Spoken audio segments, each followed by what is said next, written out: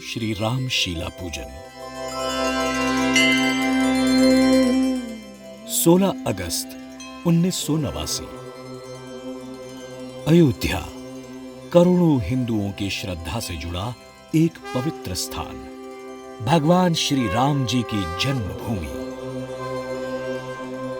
भगवान श्री स्वामीनारायण के पंचम आध्यात्मिक अनुगामी और BAPS संस्था के धर्मगुरु परम पूज्य प्रमुख स्वामी महाराज ने कई बार अयोध्या की यात्रा कर राम जन्मभूमि के प्रति अपनी आस्था के फूल चढ़ाए हैं, राम जन्मभूमि के लिए प्रार्थनाएं की हैं। सन 1982 में स्वामी श्री ने स्वयं राम जन्मभूमि के प्राप्ति हेतु चल रहे आंदोलनों में पूज्यपाद श्री परमहंस रामचंद्र दास जी, पूज्यपाद श्री नृत्य गोपाल दास जी आदि संतों महंतों कार्यकरों के साथ विमर्श कर आदर पूर्वक इस महान यज्ञ में अपना स्नेह साथ जताया था। अयोध्या के महान प्रासादिक तीर्थ हनुमानगढ़ी, कनक भुवन आदि और सरयू नदी में दर्शन स्नान कर स्वामी श्री ने कई बार राम जन्मभूमि के लिए प्रार्थनाएं की थी।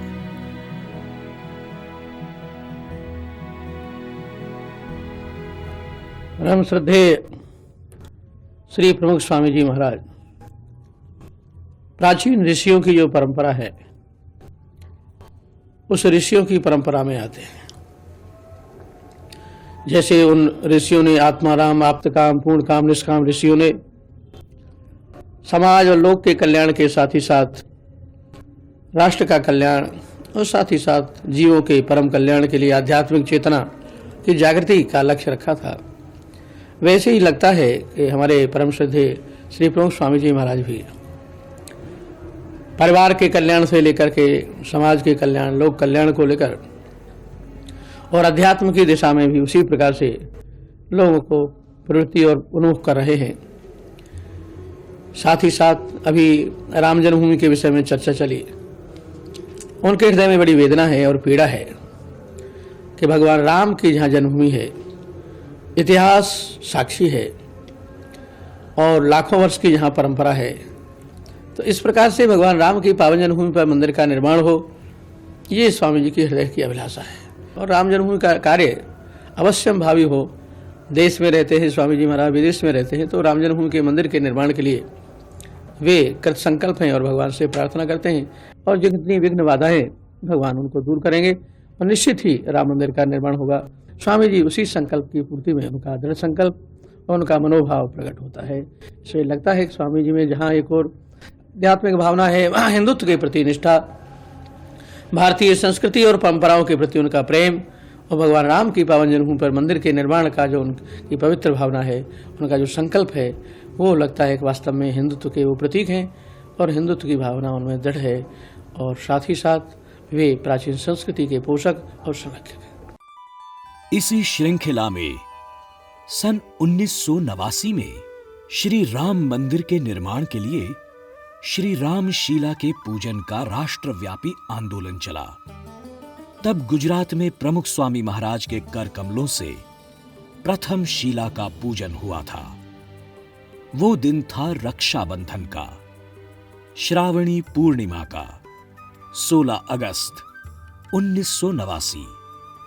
अहमदाबाद BAPS स्वामीनारायण मंदिर में हुए इस पावन अवसर में स्वामी श्री ने उत्साह पूर्वक वेदोक्त विधि से प्रथम श्री रामशीला का पूजन किया था।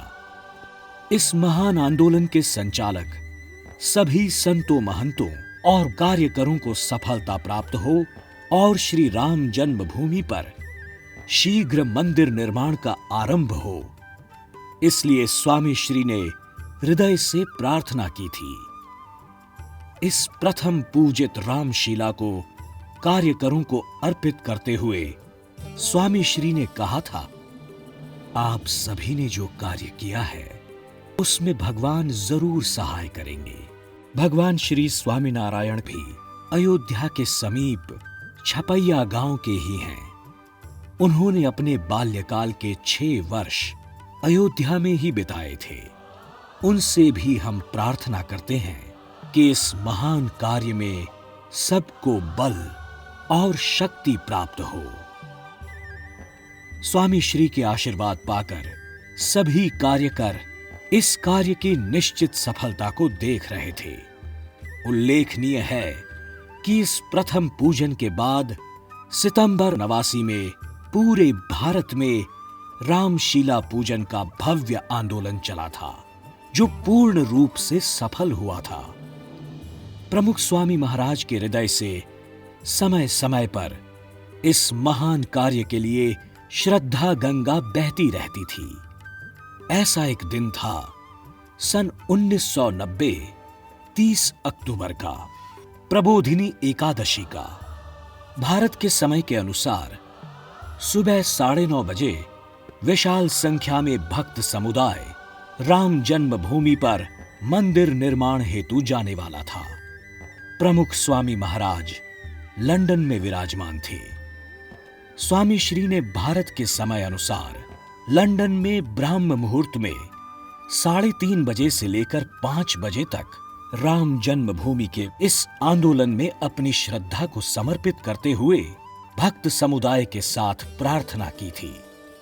इसी उपलक्ष्य में आयोजित प्रार्थना सभा में उपस्थित भक्तों को संबोधन देते हुए उन्होंने कहा, રામ ભગવાનની પાસે કોઈ એક વાત નહોતી કે જેથી કરીને એમને એક તરફી દ્રષ્ટિ રાખીને કોઈ કામ કર્યું હોય, એટલે આખી દુનિયાના એ જ ભગવાન કહી શકાય એવી વસ્તુ છે અને એ માટે એમને કરેલું છે.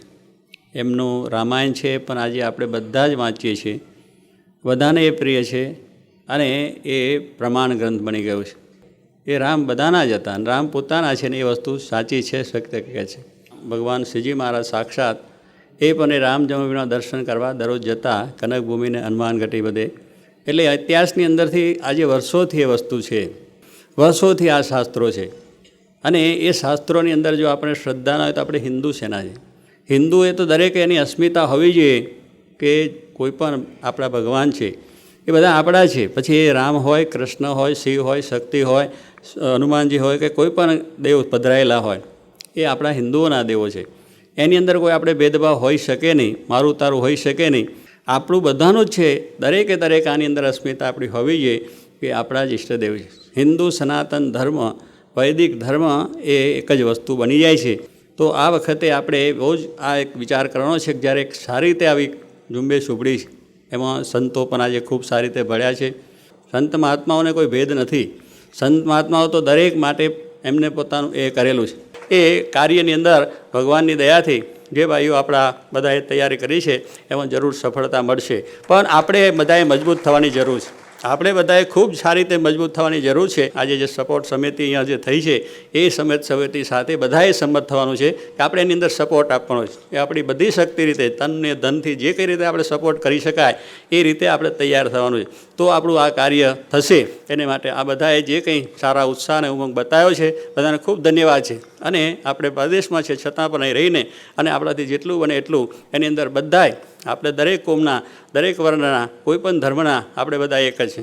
તો આપણે ભગવાનને પ્રાર્થના કરીએ કે બધાને સારી બુદ્ધિ આવે, સારા વિચારો આવે અને આ રીતે એનું કંઈક સારી રીતે, સુંદર રીતે, સુખી રીતે આપણે કોઈ પણ પ્રકારનું દેશને હાનિ થયા સિવાય, માણસને હાનિ થયા સિવાય બધાને સારી રીતે સહકારથી આ કામ થાય અને રામ જન્મભૂમિ ઉપર એ જે સ્થાન ઉપર મંદિર કરવાનો નિર્ધાર છે એમાં બહુ સારી રીતે શાંતિ થાય, એનું સુખદ સમાધાન આવે.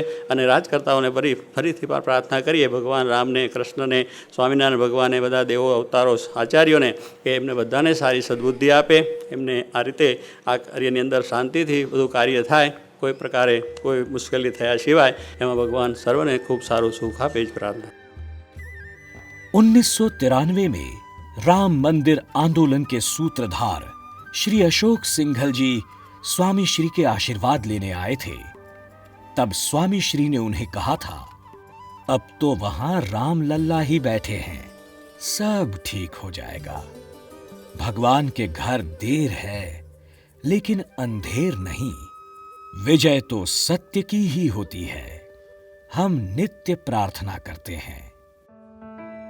और जब 9 नवंबर 2019 में राम जन्मभूमि का ऐतिहासिक निर्णय आया तब प्रमुख स्वामी महाराज के अनुगामी महंत स्वामी महाराज ने भी आनंद व्यक्त करते कहा था, समग्र विश्व के समक्ष एकता, संवादिता और परस्पर आदर का श्रेष्ठ उदाहरण ठहराकर हम इस गौरव को बढ़ाएं, ऐसा नम्र अनुरोध है।